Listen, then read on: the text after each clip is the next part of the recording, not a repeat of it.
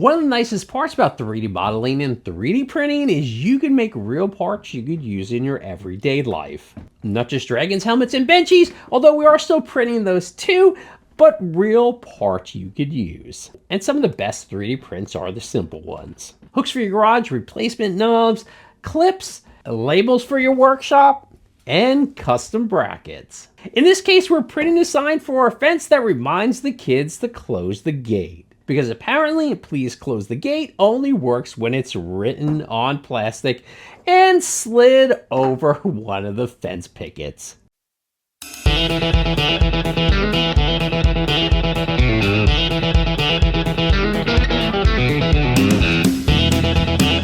I'm Brian DeLuca, and this is MakerBuildIt, where we turn ideas into projects. And today, we are creating a custom sign that slides over a fence picket to let my kids know they need to close the gate when they go in and out. But with the concept of this, you can make any type of sign you want.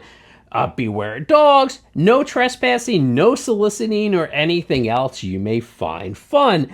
But for us, it was close the gate. What I'm gonna do is in Nomad Sculpt, I'm gonna show you how to make the frame as something really cool in Nomad Sculpt. Nomad Sculpt doesn't have text natively, and you could use this on any project you're designing in Nomad Sculpt, but I'm gonna show you how to bring text in and actually use it on your 3D models.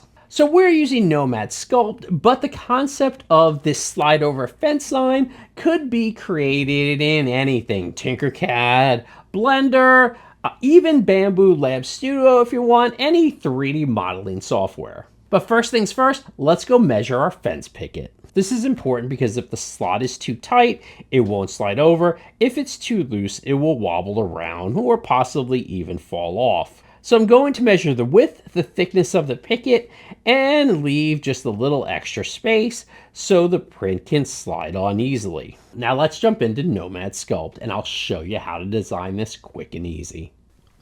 We're going to jump into Nomad Sculpt. We're going to delete the default sphere. We're going to add a box. And now we're going to resize that box based on our measurements from our fence. We're going to make it slightly bigger. As you can see, we're making the x-axis 88 and we're making the y-axis 88 also for the height. So it's going to be sort of a square sitting there. And as you can see, it is very thin. Now we got to make the depth. We're going to make the z-axis 33, and that's going to give us the thickness we want for this item. Now, what we got to do now is add another box. Once we add that second box, we're going to resize that also. Now we're going to resize that for the actual fence picket.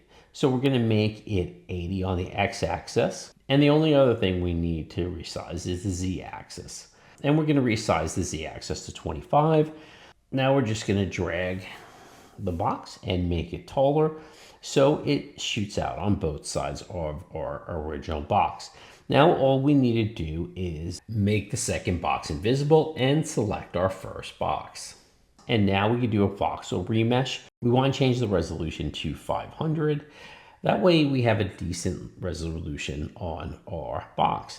Now once we do that, we're just going to hit voxel remesh and you can see it removed the inside box. Now what we need to do is we need to go and we need to add in our stamp. So we're going to go to our alphas, we're going to hit import, and we're going to add the stamp we want. Now what we want to do is we want to click auto fall off and we want to click on B spline.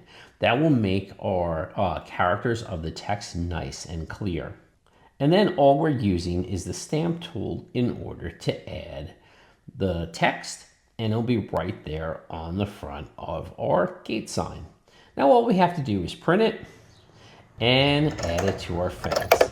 As you see, there's a little bit of slack here, but it looks pretty good. I'm going to refine this and make it tighter. Now, one of the best parts about 3D modeling and 3D printing is it doesn't always have to be complicated. Sometimes it's just looking around your house or fixing something and go, you know what? I could remake that part versus going and purchasing it. For instance, I did this the other day when I was working on the drip irrigation system in our vegetable garden. When I started rebuilding everything from last season, I noticed a few parts had gotten broken, and I was quickly able to find them on Thingiverse because someone else had already created them and get them printed quickly and installed in my garden.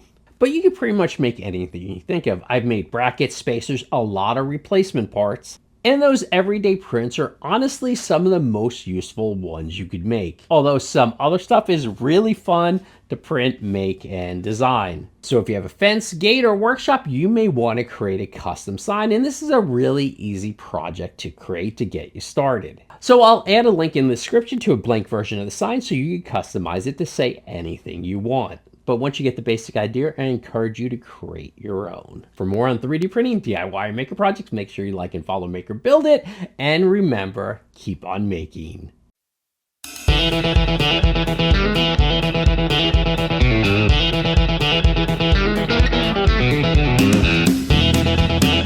Now go look around your house, find something annoying enough, and fix it with your 3D printer.